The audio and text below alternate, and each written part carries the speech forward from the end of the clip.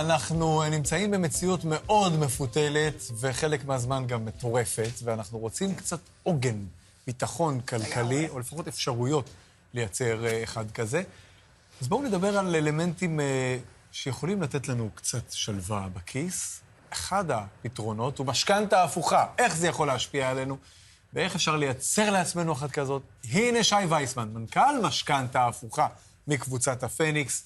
תודה רבה שאתה איתנו, שי. תודה לכם, בוקר טוב. אתה המצאת את זה, לא? זה, אולי נעשה סדר למי שלא יודע בדיוק מה זאת משכנתא הפוכה. לא ממש המצאתי, המציאו את זה בעולם הרבה לפניי, אבל לכן אני מלווה את הרעיון הזה מאז שהביאו אותו לארץ, לפני 20 שנה. מהגרושים הראשונים שלו. מהגרושים הראשונים, אז לא הייתה מודעות לעניין הזה, זה לקח המון זמן להטמיע את המוצר הזה, זה מוצר מורכב יחסית, אנשים בישראל לא היו תמיד אוהבים בדירות שלהם, אוהבים בנכסים שלהם, מאוד קשה להם פתאום לקחת משכנתא בגיל 70-80.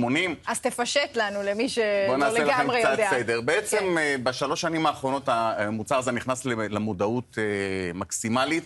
היום הוא חלק בלתי נפרד מעולם המשכנתאות, והרבה מאוד מהמשכנתאות שהיום הבנקים מנסים לעשות, הם עושים את זה גם דרך איזושהי סוג של משכנתא הפוכה, הם לא כך מצליחים עם זה, אבל הם משתדלים מאוד מאוד לתת גם לאנשים מבוגרים היום משכנתא. זה קצת נשמע לכאורה כאילו שזה מתנה.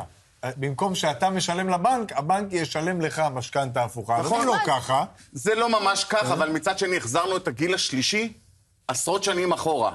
לביזנס. עד לפני 3-4 שנים בן אדם מבוגר היה נכנס לבנק, היו מראים לו את הדלת החוצה באלגנטיות, כי לא היה פתרון לתת לו, לא היה עולם משכנתאות לעולם המבוגרים. היום המבוגרים זוכים כן בעולם הזה, ואם באמת מנתבים אותו נכון ועובדים איתו בשכל, ואני יכול לציין פה מספר דברים שיעידו על כך, אפשר בעצם להפוך את זה לבוננזה כלכלית אמיתית. למה זה רלוונטי דווקא היום? אז היום זה הרבה יותר רלוונטי מאשר פעם. בסך הכל שאנחנו מדברים על אנשים מבוגרים, אנחנו מנסים לתת להם ביטחון כלכלי, שבעצם בא מתוך תתי סוגי ביטחון, כמו ביטחון פיזי, ביטחון נפשי, ביטחון קהילתי. המוצר הזה בעצם נותן אפשרות לשדרג את כל הביטחונות שהזכרתי בצורה מאוד מאוד משמעותית, ואני אתן דוגמה. במדינת ישראל יש באזור ה-2.7 מיליון נכסים, דירות מגורים. מתוכם רק 1,600,000 עם חדר מוגן. תחשבו, אני ראיתי פה רעיון בטלוויזיה באזור פה, בפרוץ המלחמה כמה ימים אחרי, ראיתי גברת בת 85 בקריית גת, בוכה עם דמעות, מתראיינת בחיל ורעדה, מכיוון שבעלה בן ה-80 פלוס שוכב במיטה בקומה רביעית, אין לו יכולת לרדת למקלט, והוא פשוט מטרה נייחת לטילים של החברים שלנו מעזה. הדבר הזה עורר בי איזשהו רעד פנימי, והפתרון הוא מאוד מאוד פשוט. היום במשכנתא, נכון שהמדינה אמורה לדאוג לזה, אבל עד שהיא תעשה את זה, ואנחנו יודעים שזה לוקח הרבה מאוד זמן, הפתרון הוא מהיר וכאן במשכנתא הפוכה. היום ב-200,000 שקל אתה מסדר חדר ממוגן, תקני, אתה גם מנגיש את החדר הזה לצרכי הלקוחות המבוגרים, אם זה כיסא גלגלים, אם זה מיטה מסודרת, כל מה שצריך בעצם. ב-200,000 שקל אתה יצרת לבן אדם ביטחון פיזי אמיתי. מעבר לכך, גם הדירה לא נפגעה, כי בעצם השקעת האקוויטי בדירה. הדירה כבר שודרגה, היא כבר שווה יותר. אתה יודע מה יש לי להגיד בנושא הזה? כמובן שאנחנו מבינים, זה סוג של הלוואה לכל מטרה, על רקע הנכס או כנגד הנכס, אבל יש משהו נגד הטבע שהאדם מבוגר ישית על יורשיו את החוב. אז כמו שאמרתי, מבין מה אני אומר כאן? כן, וצריך לדבר על הדברים בעיניים. זה בדיוק מה שאמרתי, רבותיי. הוא לא משית שום חוב. הדירה הייתה שווה X כסף, כאשר הוא שדרג והכניס את הכסף לתוך הדירה, הילדים זכו בדירה יקרה יותר. אם זה למטרה הזאת. אם זה למטרה הזאת. אני אלך איתכם על עוד מטרה שאפשר ללכת בעצם.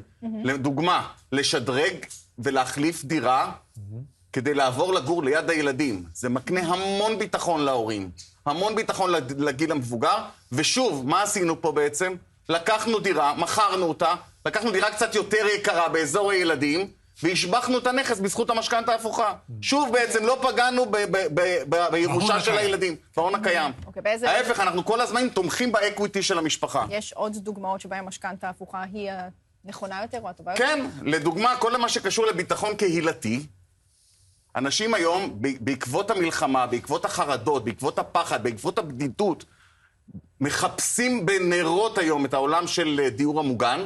הדיור המוגן מצריך הון מיידי לא קטן, מצד אחד. מצד שני, אם פעם האלטרנטיבה היחידה זה היה למכור את הנכס ובעצם לאבד את האקוויטי של המשפחה, הפעם מדובר פה במשהו אחר. אנחנו מדברים על אל תמכרו את הדירה, קחו משכנתה הפוכה, תשכירו את הדירה שלכם, תשתמשו בסחירות לצורך המחיה שלכם, ובכך שוב בעצם שמרתם על האקוויטי. זה הרעיון. האנשים צריכים לדעת בשורה התחתונה זה שיש להם כסף בתוך הטיח של הקירות. בדיוק. לא תרתי משמע. או שכן, צריכים לא יודע. לחבור. יש כאלה שיש להם, אבל גם אלה שאין להם, יכולים מהקירות האלה לעשות ממש עוזי, כסף לך יש נזיל. שטרות טיח יש בקירות? לי, לא טיח. טיח. הטיח. גם- למה לא להשתמש בזה? למה זה בזבוז? אתה בכל זאת שם חוב על הדירה. תראו, יש אנשים שמחליטים, וזו החלטה גם לגיטימית, שהם רוצים לחיות ברמת חיים גבוהה יותר. ישנם כאלה שבאים ואומרים, אנחנו חיים טוב, הכל בסדר, הילדים שלנו מסודרים, אנחנו אבל עדיין רוצים לחיות יותר טוב, אנחנו רוצים לנסוע 4 פעמים לחו"ל בשנה, או אנחנו טיול רוצים שחרור מכונית בגיל חדשה. 70-80, אנחנו- משהו כזה. אז שוב, זה לגיטימי, זה בסדר, מותר לאדם לחשוב כך, מותר לאנשים לחשוב כך. מצד שני, כן, זה באמת פוגע באקוויטי, ובסופו של דבר הילדים יקבלו פחות, אבל שוב, זה שיקול דעת של משפחה. שי. וייסמן, מנכ"ל משכנתה הפוכה מקבוצת הפניקס, תודה רבה. תודה רבה. בבקשה. 13